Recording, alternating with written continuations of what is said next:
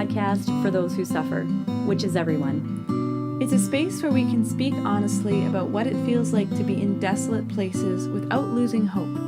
Welcome to In the Thicket. Today we're joined by the wonderful Abbey, who's been a long-time listener to the podcast right from the very beginning. Thanks, Abbey. And she shares with us today about her job as a forensic nurse. And she does a way better job than I could about explaining what that is, so I'll just let her do that. But her job entails working with those who've committed crimes and who have been found not criminally responsible for those crimes. So she shares a lot about what it means to look at the person as a whole person. And we hope that the episode will be helpful for you and will be as fascinating for you as it was for us. God bless you. Hello today. So I have to stop singing. It's okay. I have this weird urge though. Are you sure? No, it's good. Yeah. Okay. I have the same urge. I think, it's fine. It's fine. Lord. It's the new year. Yeah. Okay. Well, hello, dear listeners. Hello. I eventually at some point will get over the urge to sing the introduction to you. But my name is Erin, and today I'm joined by my co-host, Rachel. Hello. And we have a special guest with us today, and her name is... Me, I'm Abbey. Awesome. Yeah. We had Nicole sends her regrets today. She's not feeling well today, so she wasn't able to join us for recording. So you can say a prayer for her, and all the graces will be applied retroactively. Yeah, because this will be out. Yeah. Hopefully after she's better. Hopefully she's totally fine. Yeah. Because of your prayers. That's right. Working backwards in time. Exactly. That's exactly it. Yeah. But it's great because we're really excited to have Abbey today, who is our guest to talk about. We'll just let her introduce it because Rachel and I have 8 million questions about exactly what you do, but it's going to spoil the rest of the episode if we go to that. And also I would so Erin and Abbey already know each other, but we are currently meeting Abbey in this virtual kind of manner, and I don't really know. So I'm really excited for you to introduce specifically your work, and that's what we're going to talk about. But just maybe a real quick, maybe how do you and Erin know each other, and how did you get connected with our podcast? And then I'm just curious.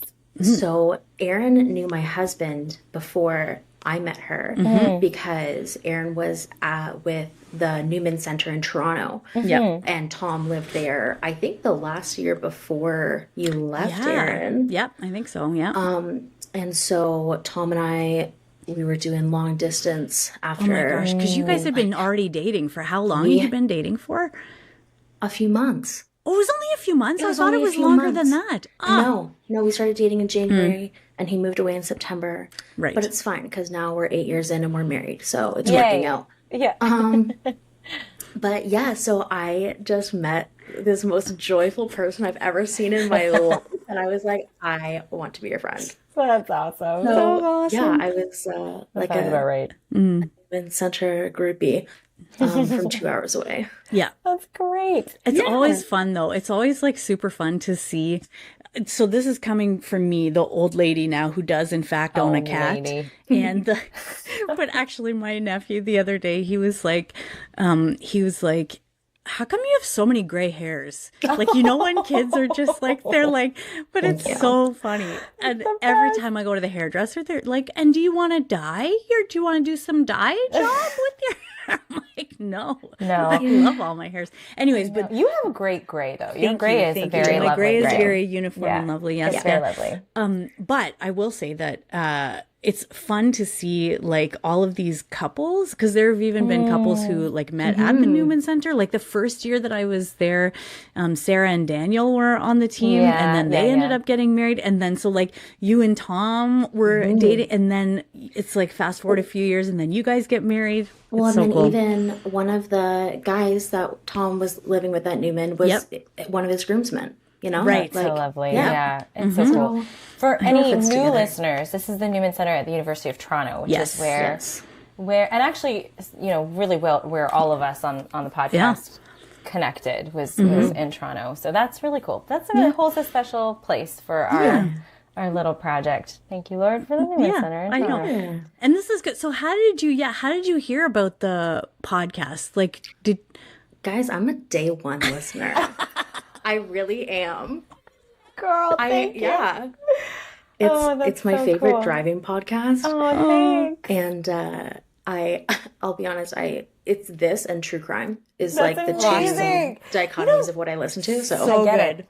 I'm with you. I mean, they kind of fit a very little bit of well, a you true crime know? junkie. Yeah. I got like a Bluetooth sleep mask. So Tom doesn't have to hear my true crime podcasts at night. So it's like a sleep mask, but it like has little headphones in the sides. So That's so great. I think my sister you go has to a similar sleep one. to the soft lullaby soothing of stories of murder. Exactly. I love it. But I mean, honestly, like given your field of work, it's gonna kind of say. fun. So this is like a good perfect. transition Segue. even. Yeah, right?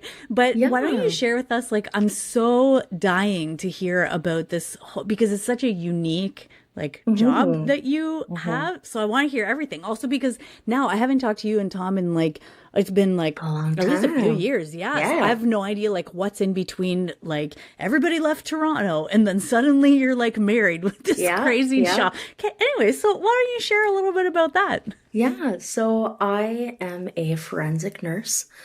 And people will say like, oh, so like dead people? No. So forensic just means it is involved within the legal system.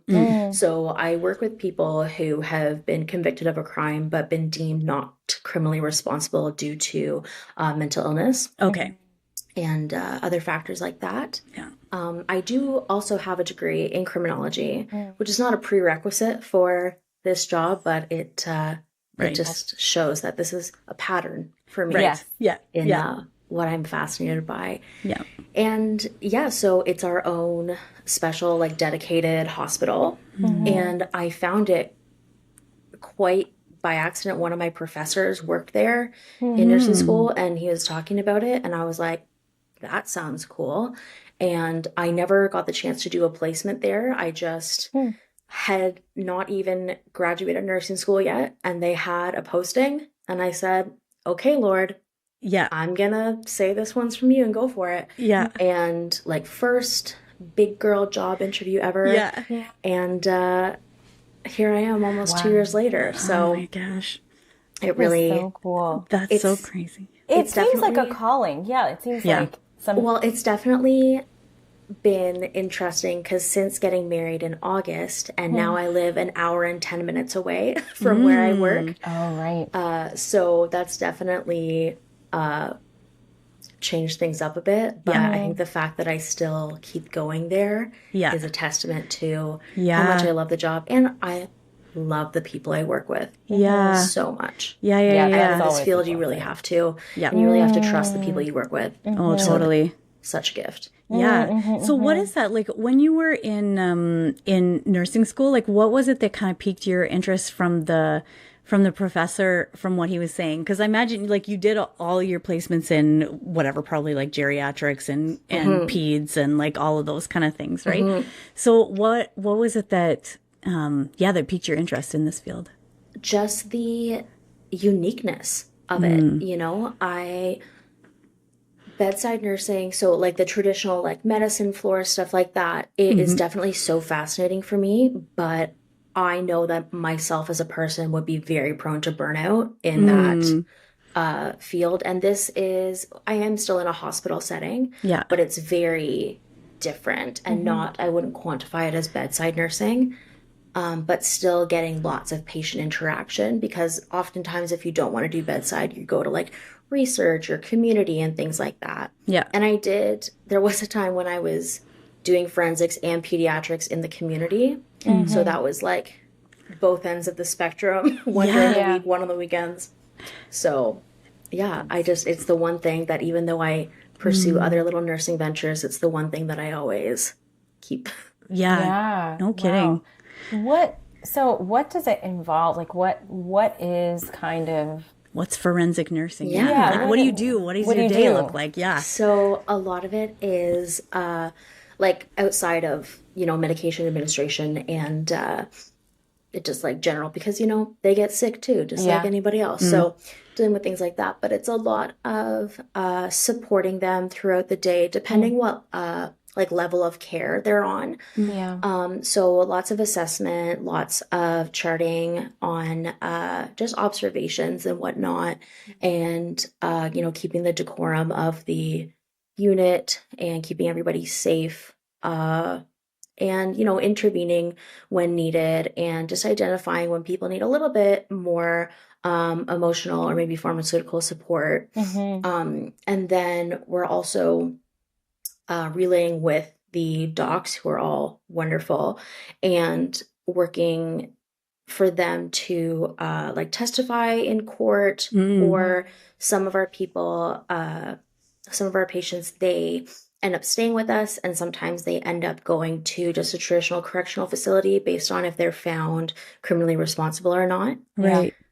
So it also depends on the day, you know? Yeah. But it's never a dull moment for sure, but a lot of it is just supporting rehabilitation, and ultimately with the end goal, even though people will often stay with us for like multiple years, it's supporting them to be able to live in the community, whether that be with family or in a group home. And they also have ongoing support after they get discharged from being like in our facility. Right.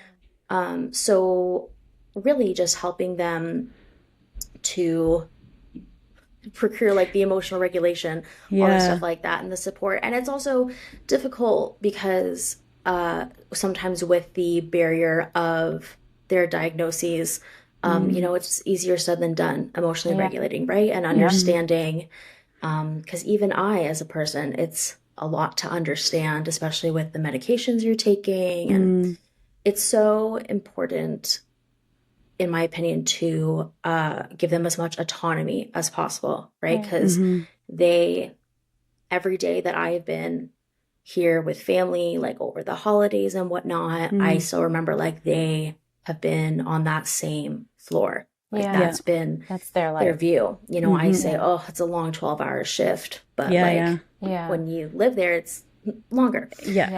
So definitely autonomy is top of my practice, and promoting that and making sure they understand their treatment course, because they have the right to do that, and they should understand it, because it's what's for them. That was a very long-winded answer, but no, it's really interesting. It's fascinating. And I mean, I want to there's so much that like kind of is in my mind about like, okay, how do you orient yourself as someone who's serving someone who, I'm assuming if you're kind of there's a question about like, are you not criminally responsible for a certain action that you did? That action has some level of severity. Like it's not sort of like just a little tiny little. Right. You stole a chocolate bar at the corner store. Probably for most people who are facing that situation. So it's like, you know, I have so many questions about how you understand who this person is in front of you, given all of the different sort of facets of how they ended up being in front of you. But even, I was just thinking like, even from a practical perspective of like, okay, this is not, it's like, you know, when you work in a typical hospital setting or a typical medical setting, you're like, okay, we keep everyone safe from potentially threats outside. But there are potentially threats inside in this situation. Potentially. But even just like, so I'm like, is that even like, how do you have to think about, like, you must have to think about that, but how do you sort of think about the person that's in front of you, but also think about, do you get to know, I mean, you don't have to tell us anything about specifics, but do you get to know sort of the charges that your patients are facing? Is that on a case-by-case basis? Like, that's a really good question. So we do have the opportunity to know what anybody's like index offense is. And I used to, when I was new, I would always read the index. But after a while, I kind of stopped because I had to examine, why am I reading it? Do I just want to know? Right. Is it like, or curious? Do I think it will serve me, right? Hearing for them. So obviously, I know some of my coworkers who never read the index offenses, and there's, you know, charting. Sorry, the garbage truck is going by. Awesome. If my nephew was on this podcast right now, it would so be happy. over. We'd be like, let's go. That's the sound. Anyway. yeah, it definitely depends. But if someone is like a significant safety threat, your coworkers will let you know. Yeah, you'll be informed in a way. Yeah. Let's say, because I work on all the floors. So let's say I haven't been on a specific floor in a while. I can say, hey, I haven't met this person. Can I just have a little more detailed report on them? Yeah. And lots of our, like, we work hard to get them on like a routine. And so staff is really great at helping out kind of how they like things, even how or when they like their medications and stuff like that. But definitely when I stopped reading their index just out of habit, it really helps you to get to know the person behind the crime. Right. Yeah. And, you know, I'll never forget one of our more just significant offenses. I cared for them for a year and until I found out, because someone mentioned what their offense was. And it's like, you never would know. And I'm glad I didn't know. Yeah. Not saying that I would have judged them or anything, but it's just, It's I think, hard such to a be special objective. thing. Like if you know something, it's like it's just hard to forget that you know something specific about a person. Yeah. If you're 100%. especially if it's something really, really hard to hear, Nitty-gritty. hard to Yeah. It It is is a kind of a. Sorry, no, you go. No, I was just going to say, it is definitely tough sometimes, because I've had people say, like, oh, so you support the system and whatever. And I'm like, yes, sometimes it is very hard to put people in like a seclusion room, which is not like the white padded room like you see on TV. And they have like 24/7 observation and one-to-one nurse support. And you just remember, you are keeping them safe. Right, exactly. Does it feel not great, you know, isolating them? Sometimes yes, but it would feel much more ill-willed to let them or other people or my coworkers get hurt, you know? Absolutely. Yeah, absolutely.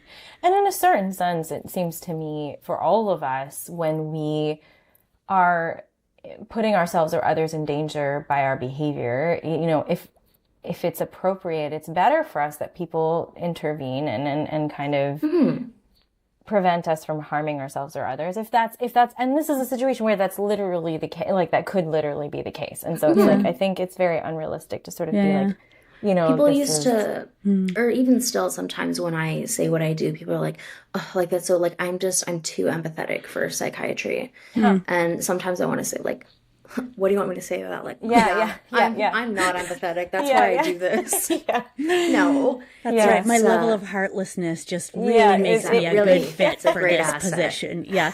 It's I never know what to say, but it's, I kind of have a question, like along those lines of like kind of the inner and the outer, because I'm curious to see, like for me, I find it like I've come in contact with a lot of people who have, you know, mental illness stuff, whether they're homeless or whether, you know, in a lot of different capacities, or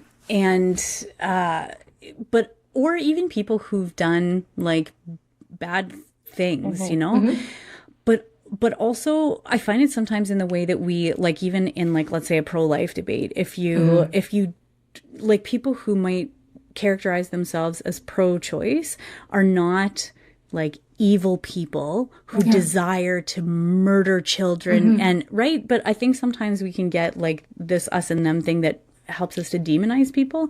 100%. And I think especially in the case of mental illness or like traumatic earlier life events or things like that, like just there's like so many things that go into the makeup of a person, right? So like, what is it like? How do you kind of explain it to people from the outside when they see what you're doing and they're like very confused about like, how could you support these people who've done these things? So like, I mean, that side first, and then I have another question. Okay. Two-parter. No, I would say I will read like their social history, so like the kind of timeline of their life, and I will say, oh my gosh, if that was what my life had been like, I'd probably be here too. You know, it's just things that I can't even imagine having gone through.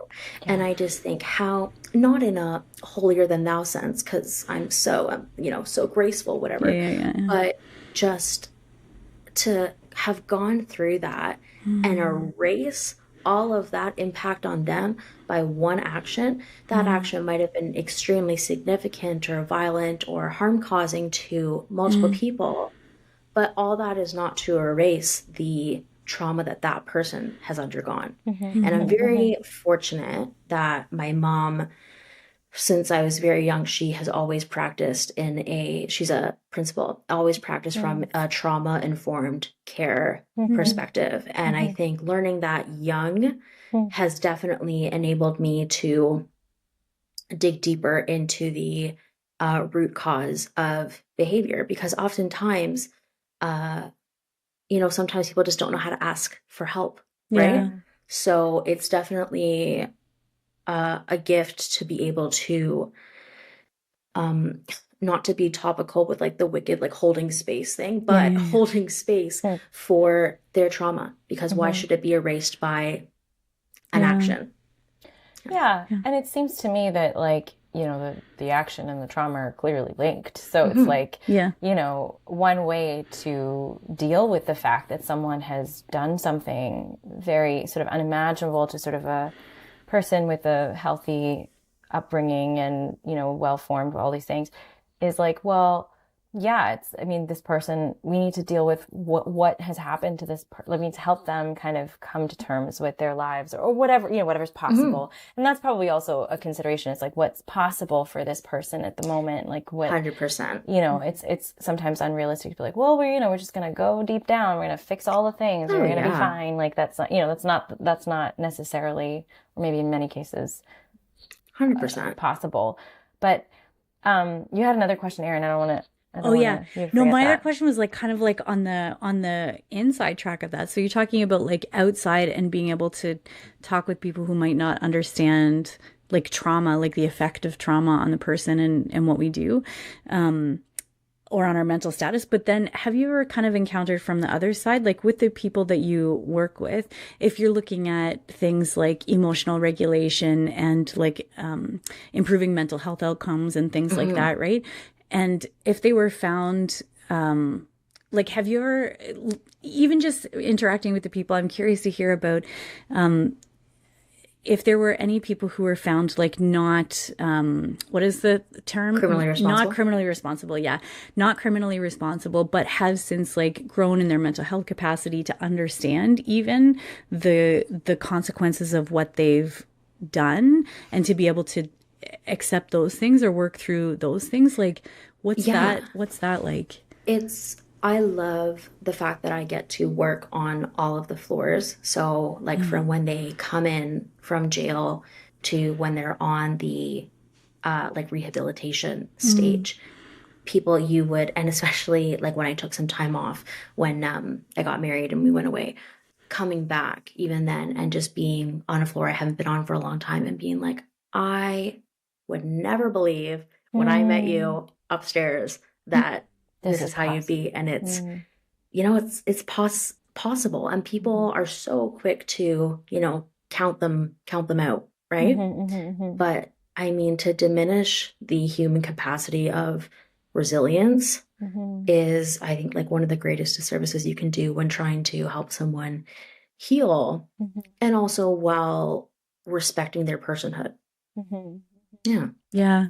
Do you find, so there's like, I'm a legal background. I'm thinking like there's cases where you're like not criminally responsible, literally like it's not common, but like where someone was like on a heavy dose of drugs, like then you're criminally responsible for the drug, for the illegal, use and whatever of the drugs. And maybe then the ensuing, but let's say you didn't take the drugs. I don't know, some crazy scenario where someone else drugged you or something, or like you were sleepwalking, crazy sleep. I mean, there have been cases. I love watching Rachel's legal mind right now. Yeah. Good. Just in case you didn't know this, listeners. Rachel is a lawyer, actually. Non-practicing lawyer. Yes. For a number of years. But so in those scenarios, it's like you really are not criminally responsible. In other cases where your mental health is like really kind of, you just are not choosing your actions in the same way that somebody else would. But if you have this capacity to sort of see your actions later on and have remorse for them. Like that remorse, I know remorse, so there's like different types of mental health problems, right? Then there's, I know that there's conditions like in psychopathy where like you struggle to feel remorse. Have you encountered those kinds of people? And like, how do you deal with that? You know, like what is that about? I've always thought about that. Like, what is that about if you like really can't feel remorse for something that's objectively sort of very clearly wrong? Yeah, it's definitely frustrating at times, but we don't really talk about their like index offenses with them a lot. Okay. If we do, it would be if we sit in with the psychiatrist, just having a one-on-one with them. The nurse will be in there, so myself or one of my coworkers, whoever's assigned to them that day. And there is a sometimes evolution of understanding, but sometimes it's just become, you know, their way of thinking in whether it's like a fixed delusion or just a fixed like thought or belief that kind of inhibits that. And that's, you know, a whole like mental health condition conversation because, you know, it is so, just the DSM-5 is a big book for a reason. Right. There's lots of factors. Maybe say what that is just in case people don't know that term. It's this huge book. I'm blanking on what it stands for. Diagnostic and Statistical Manual. That thing, yeah. And basically just of a plethora of mental illnesses and conditions. And yeah, it's a really big book because our brains are very complex. And I think in speaking to people who kind of, you know, will not never, but will have a less straight path than someone who does an action, feels remorse, right, serves their time. There's definitely something to be said about, again, honoring their personhood in that because they're doing what they can. Their capacity is not the same, not to other them, but in other ways. If I'm really hurt by something, my capacity to think clearly about the situation, obliterated. Like, you know? And there is a difference. I was just thinking about this. I was like, as we were talking about this, there's a difference between someone who, for various reasons, is held not criminally responsible for their actions and struggles to feel remorse, and someone who may struggle with certain, I mean, who is sort of crazy in a certain sense. Like I'm thinking of someone like Paul Bernardo, who's like clearly mentally troubled. Like there's a lot going on there, but is held criminally responsible for his actions because is able to see that he should not have, even if he doesn't feel remorse for them, is able to very clearly see he should not have done these things and they're against the law and he shouldn't have done them, you know, even if he's not able to understand the moral sort of dimension that I would understand of like what he's done. And just for context for our American listeners, Paul Bernardo is a very famous criminal in Canada who is sort of kind of like a Ted Bundy sort of situation. But anyways, brought him up only to say that like there's a difference between someone who's in that kind of situation and someone who's genuinely not able to sort of process exactly what they've done for various plethora of reasons, you know. But it's so complicated. Like it's so interesting because like you said, like a human being is a very, you know, it's just so, okay. So then my question is like, okay, when you're working with people like this in situations like this and you sort of have all these tools that you're drawing on, like what is your experience of your own suffering going through walking with people like this, their suffering? Yeah. What happens in your heart? That are involved. I don't know if you get to interact with them, but like, what has this taught you about, you know, just being alive and suffering and the kinds of things that we all have to deal with in ordinary ways and sort of this extraordinary place, I think, you know, I see personhood and vulnerability in its plainest sense. And I will never ever forget the moment that I knew that this job was a calling and that God had placed me here. Was I was assisting someone who had a very difficult index offense, and I was helping them wash their hair. And there is something so sacred about the feeling of washing the hair of someone who has It's done. like a very intimate It thing. is. Yeah. Exactly. It's very vulnerable. That is such a vulnerable thing. And in that moment, you know, this person like needs help, and this persona or perspective of, you know, the big bad whoever gone. And I think being in those moments, similarly to taking care of your aging parents and, you know, serving them in ways that they used to serve you as a child, it definitely holds the value of what we all deserve and the treatment and the help that we all deserve. I forget your question. It was kind of general. Just what's happening in your heart. Yeah. With all those things. But it definitely, to have people be able to say like how much I help them. Again, not like ingratiating myself, because me, I don't feel like I'm saving lives. Really, I don't. And I think that's just part of being a nurse, that you just get into it. Because I will text my best friend, is also conveniently a nurse, and I'll say why did we do this? This was silly. Bad idea. Yeah. It was. Nursing school in general, bad idea. And you gotta look back, and like I said, thinking about how I'm here right now in my cozy little apartment, and all my patients are still there, right? So thinking back to the bigger picture and not just the, okay, I gotta go do my meds, and then I gotta give this and talk with that person and call that person and blah, blah, blah, and just the administrivia of it. I feel like the most important thing I can do as a nurse, whether I'm working in forensics or medicine or whatever, is to never lose the awe of what I am tasked with doing. Because outside of, I don't want to, you know, make a medication error and hurt someone, it is like people's lives and like livelihood is often in our hands. And the people who have been through so much to fill a book before they've even come to us is, I keep going back to just like not erasing all of that. And for them to have been through so much trauma, who am I to have them in this place where they are told you are safe here and this is where it's going to help you? I think to make it an unpleasant place, maybe, I mean, unpleasant in, again, an outsider view of, yes, we're putting in seclusion to keep you safe. Yes. Yeah. And that recognition does come a lot of the times with a lot of people. But it definitely has allowed me to, of course, examine like biases when you know a person's offense, or even sometimes there's people who, when they're having a bad day, it's really hard to want to help some people. You know? And that's not just in this job, that's in anything. Job.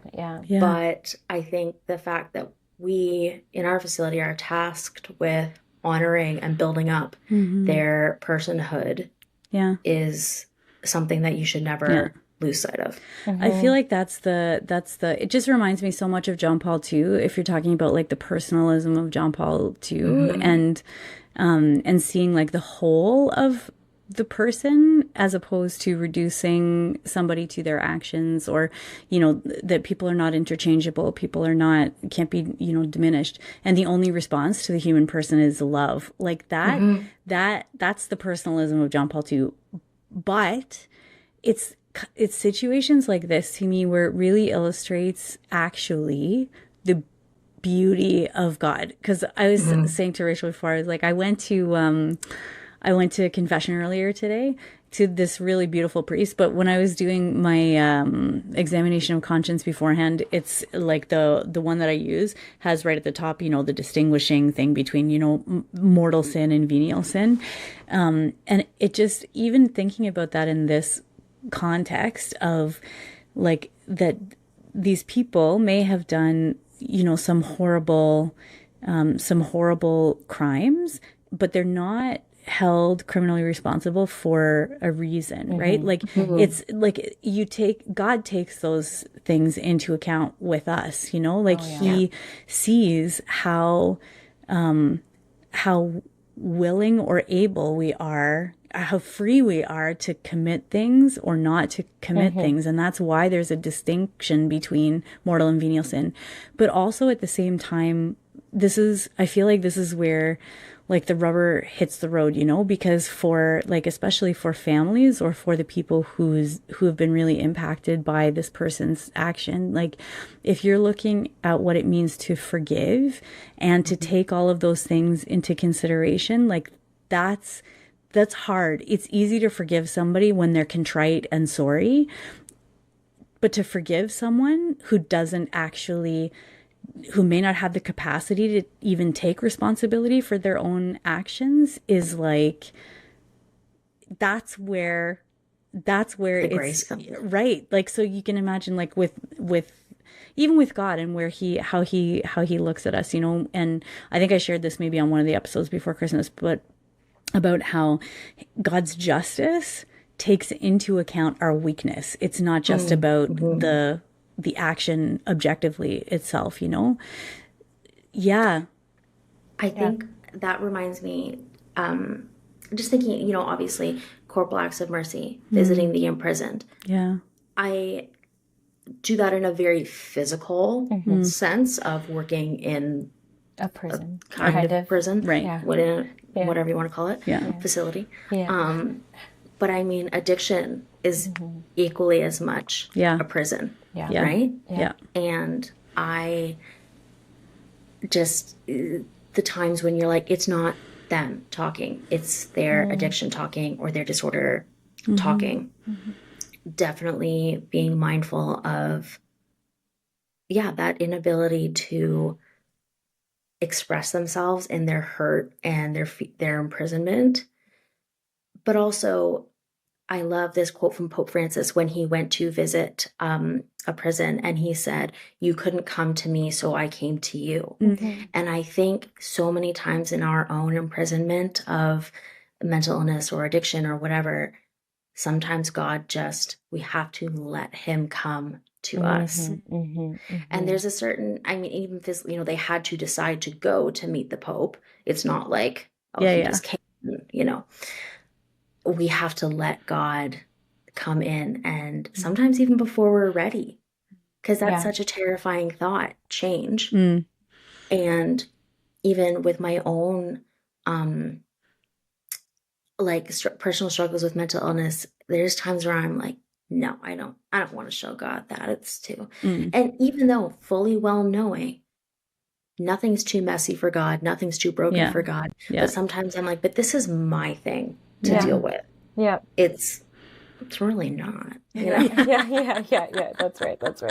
And that's the thing that I think we have. Like, we have the capacity. What we really have is the capacity to say, like, Lord, I actually am yours. Like, I actually really do. But that's always true, whether we're willing, whether we admit it or not. That's always the truth. Like you just said, you know, it's really not entirely yours to deal with. It really always is God's and yours, because you are always God's. Like, that's always the case from the moment of your, you know, first existence forever. You are God's, and we all are, you know. And it's interesting how I have a much easier time seeing the patients that I work with as children of God versus that, you know, this acquaintance I have, let's say, that's like really making me mad. It's so much easier for me to see my patients as people of God than to be like, you know what, they're just hurt. I don't know if it's because it's a more you know, obvious cause and effect from really. But it definitely also, I don't know, inspires me, but reminds me that they are equally as, you know, a child of God as the person who just cut me off in traffic, who I'm really annoyed at. But it's just, and again, the people that I work with are the most incredible people ever. Yeah. Which is so important. Oh gosh, yeah, that's nursing amazing. in general, but especially this. Yeah, 100%. Yeah. So I'm also extremely thankful for them. Oh, I'm so glad that that's there. I'm just thinking, you know, the Lord, you just said like imprisonment, there are all kinds of experiences of imprisonment. Oh my gosh, I'm literally drawing a blank on the saint's name. Who is Thomas More? I literally was like, Thomas More wrote a lot about freedom, and because he had such an interesting life, right? Because he was like, I mean, obviously he has an interesting life, but he owned all this property, and he was like, you know, this very wealthy, free man, and then was like imprisoned in a tower. And he talks about sort of true imprisonment and true freedom, and that sort of he was equally free in sort of both, you know, both settings. Like he was neither of them. And you could be equally imprisoned in both settings. You could be imprisoned, just as imprisoned with all your lands and all your property as you are in the cell of a tower. Exactly. And so it's like, okay, what's so interesting about this conversation is like, right, okay, what are the ways in which who you are God to these people, you know, God is using you to sort of reach out in love to come to, you cannot come to me, so I come to you, to these souls who have done really difficult, awful things, but who are also struggling in so many different ways. And he sees them in their weakness, and he sees them in their whole lives. And then he's doing always the same for me. And when I think about my prisons, you know, which are numerous, it's sort of like, right, am I really, because I can make it more, I can open the way for God, or I can really close it down, like you just said. And so it's like, okay, and you experience the image of that every day when you go to work, like somebody opening the way or somebody closing it off. It's like very stark. It's very on display. Yeah, exactly. Because I have the great fortune of having a close friend who is just the most exceptional priest I've ever met. And he works at a homeless shelter. And he really helped reinvigorate when I was like getting very burnt out by my job. And I was texting my best friend, like, worst idea ever. Why did they let me decide to do this when I was 18 years old?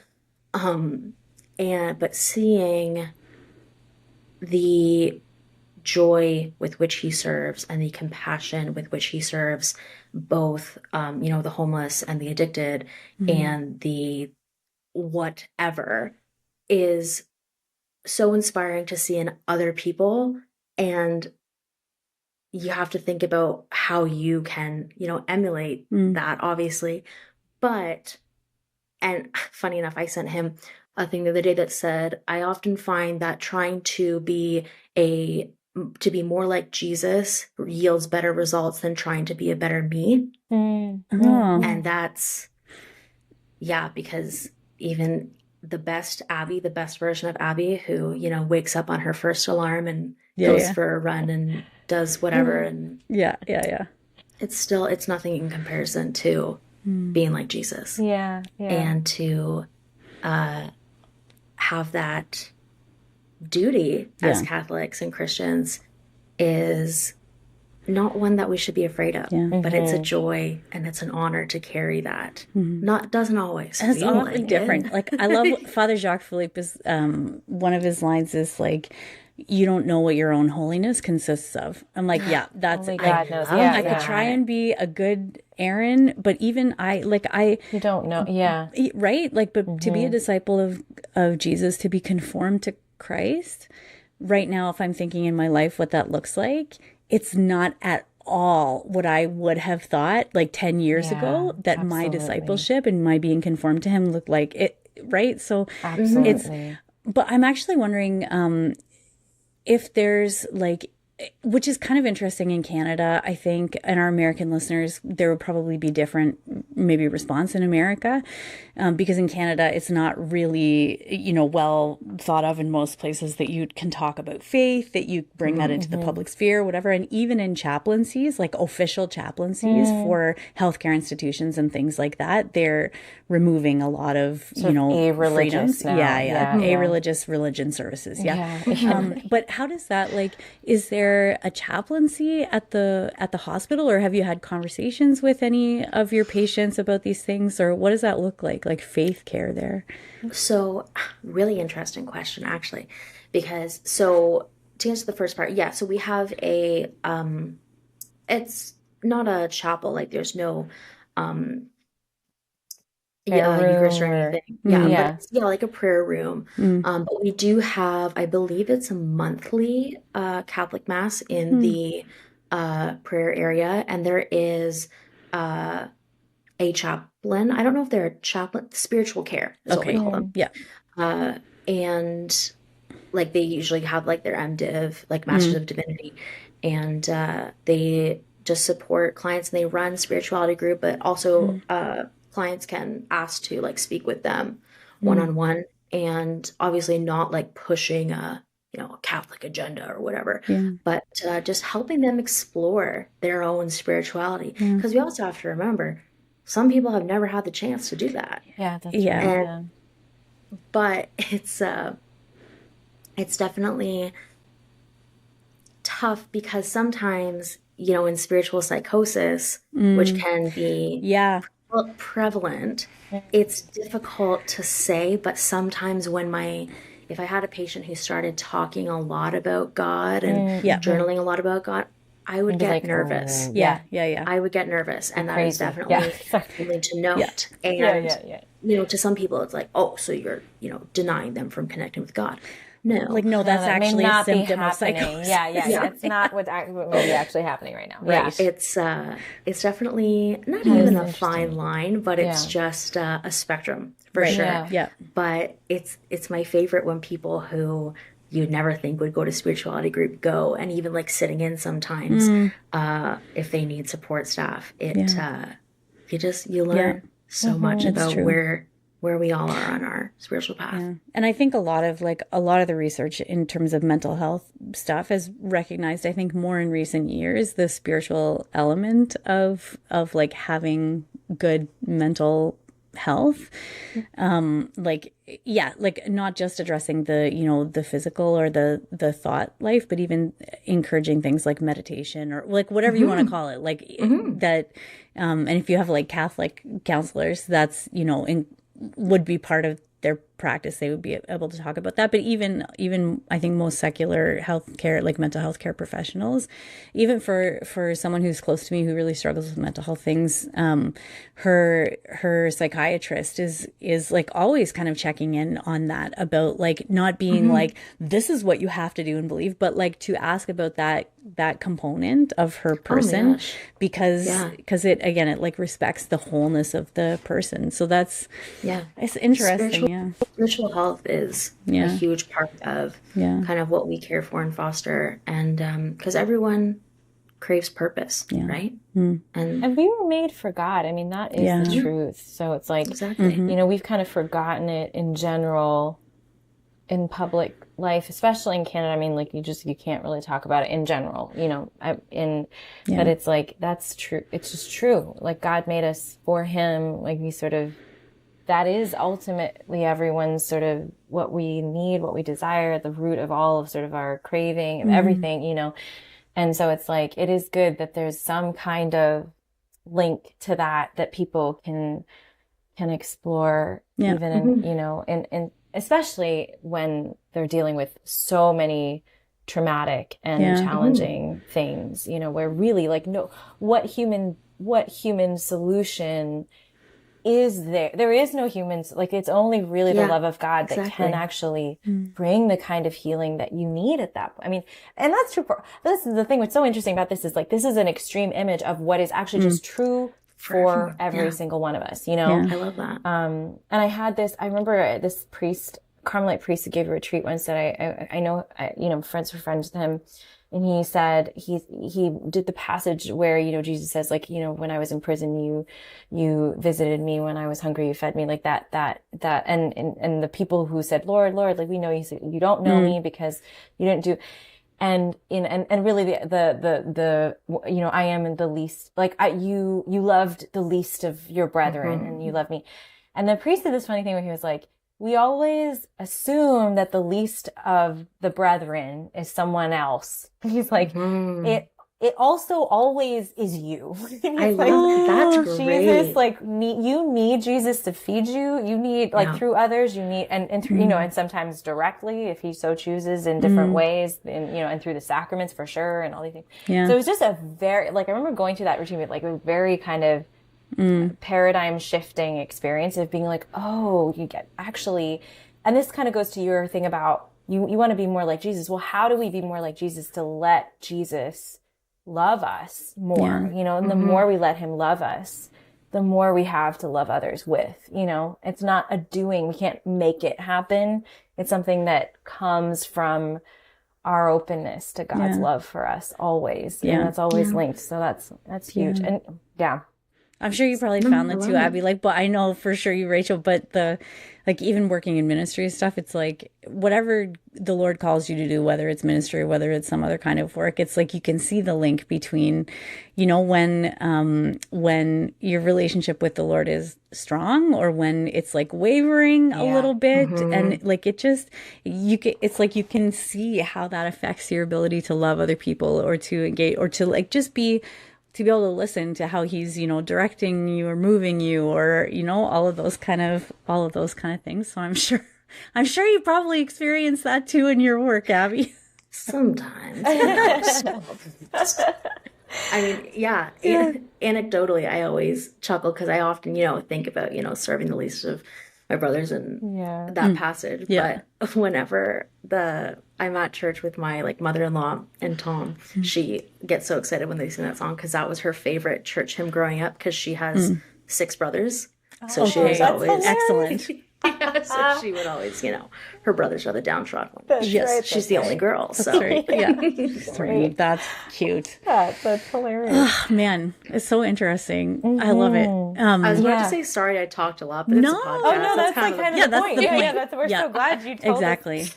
And honestly, we always talk a lot. So. I feel like probably people have never really even like considered like forensic nurse. It's just like sometimes you're surprised at what jobs there are, you know? Yeah. Like, I also feel like it makes me sound like a lot cooler than I actually am. Forensic it's pretty cool, though. It's pretty cool. It's pretty cool. I mean, and I also think like I love the aspect of it that it is a calling. I mean, I think that has to be the case because things like this are not.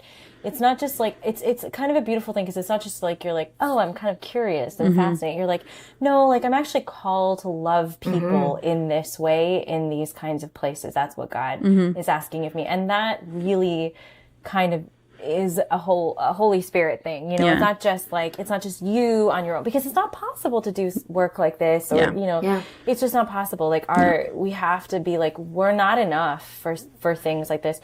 You know, we're just not. And it's like, so it's only in the Lord that we can ever do something like this. So it's just a beautiful dimension. Like, who knows? Maybe someone who's listening is like wondering what they're called to do. And maybe they're called to do something like this. And, you know, God is like, you know, I don't know. Just kind of whispering. Right. Yeah, who knows? That's right. That's right. There are Abbeys in the world called to do something. That's right. Which is beautiful. That's right. So maybe we can actually ask if you, dear listener, feel so inspired, you should pray for Abbey and pray for all of those who are doing this kind of work, and pray also for those who are like in the facilities, like clients in these facilities, you know? Because sometimes I think it's hard to, I don't even know who said it, it's hard to judge people when you're praying for them. Like, and I don't mean judge in the sense of like, the action, you know, objectively, but I mean like reduce a person to something that they've done, or like in the reductionist sense. Yeah. That it's very hard to do that if you're praying for that person's good, for their health, for their, you know, and so even whatever capacity we have, like some of us are probably closer to vulnerable populations than others, or those, you know, who might have struggle with severe mental health issues or addictions or things like that. But always we can pray for those who do, and it gives us more compassion, I think, when we do encounter people who are really struggling in that way. So 100%. Yeah, I have this verse, and then we'll go to maybe, because we could, I'm always like, I could talk for a million hours about anything, really, but something like this is like, let's go. Like, let's talk about it forever. also, my Godwink involves gambling, so that's... Oh, great. Perfect. So it's good, yeah. But no, I was going to say, like, I keep thinking of the verse of, like, you know, like the Lord came to set the captives free, of like all of those verses in scripture, in the Gospels that sort of like, you know, tell us that he came to save. And what does that mean? Like, it really means the healing, the wholeness that he wants to give us, that in some ways, like for some people in facilities like this, helps them recognize what their action, because that is a wholeness. That's a coming to be whole, to be able to see your action. Or if you're not able to recognize, like, whatever peace or healing God can give someone. But then for us, like, really going back to, like, we are also prisoners, you know, to keep praying, to be set free by the Lord, to really be set free, to be able to see ourselves in humility for all the hard and bad things that we do, and our sin and our weaknesses, and the love of God that meets us there, and where he wants to take us in healing, you know, which we can't know. He knows, really. Yeah. But it's so wonderful that he knows. We don't have to. Yeah. We don't have to know, you know? Yeah, that's right. Yeah. Good. All right, Godwink time. Okay, Godwink time, yeah. I'm excited to hear Aaron. Okay, so I know, now it's the gambling, you know? But I just want to say this is my prison, is my gambling addiction. No, so my grandmother she loved scratch tickets. So always like at Christmas time, you know, we'll often get like a scratch ticket, a couple scratch tickets in our like stocking or whatever. Yeah. Which is kind of funny to think about, like Santa's bringing you scratch tickets, like gambling tools. Santa does the same thing. Yeah. So it's good, you know? But, so I got 2 packages of, they have like Christmas packages of scratch tickets. So I was going to give one to my uncle for Christmas, and then one to my sister's father-in-law, who is coming for Christmas this year, which was lovely. Except then after Christmas, I totally found them both on my desk, like not given to either. Oh no! But then I was like, so I gave the one to Uncle Paul, so that was fine because he was away for Christmas, so I just gave it to him when he came back, so that's fine. But then I got this text from my sister, and it was like, Aldo won $50, and I was like, what? How is that possible? Like, the ticket is sitting on my desk right now. And then she said, well, I don't know, I guess Dave, her husband, must have gotten him a package, so and so I was like, Lord, this is nice, and I didn't get any scratch tickets in my stocking, so then it was, so then I had this, and then I won $50. So I was like, actually, yeah. Oh my gosh, what is it? Goodness. That's crazy. I know. There's a streak of I know. Some good stuff going on this Christmas in your family. It was, so that's it was amazing. fun. I was like, but it was just this little like funny thing from the Lord. Like, I know you like a scratch ticket and you didn't have any in your stocking this year. So here, you can have the one that you purchased. That's amazing. That's great. Yeah. So it was good. It was love. It was a winning one. And it was a winning really one. Nice. Yeah, exactly. So it was good. Well, everybody, thanks so much for joining us, Abby. It was really great to have you. It was such a gift to be here. This was just so fun. Filling my cup. Yay! Oh, good. Thank you. Well, this was fascinating. It was so interesting. Totally. And also just really, like, it was like, we were recording this, listeners, at the beginning of the year. I mean, I don't know. I think we're releasing it maybe quite a bit later, but or somewhat later. Beginning of February.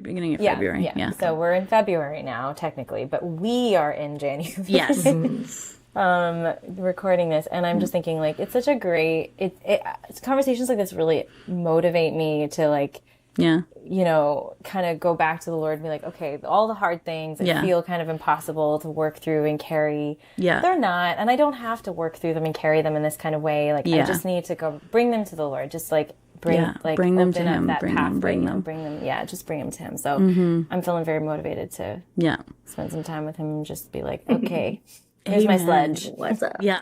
I thought you said here's my sledge. I thought you said here's my sled, and I was like, that seems disconnected, Rachel. but I'm gonna just go with it. Whatever. Yeah, you get it. Yeah, that's fine. All right, lovely listeners. Well, God bless you. Thank you for joining us, and we'll look forward to being with you next week. We will. Yeah. Bye, guys. God bless you. Bye. Thank you for joining us for this episode of In the Thicket. If you like what you hear, give us a rating and hit that subscribe button. We have new episodes every Monday with more stories and honest conversations about life when the going gets rough and the hope and humor amidst it all. We'd love for you to join our community on Instagram and Facebook at In the Thicket Podcast. While you're there, let us know how we can pray for you. God bless and see you next week.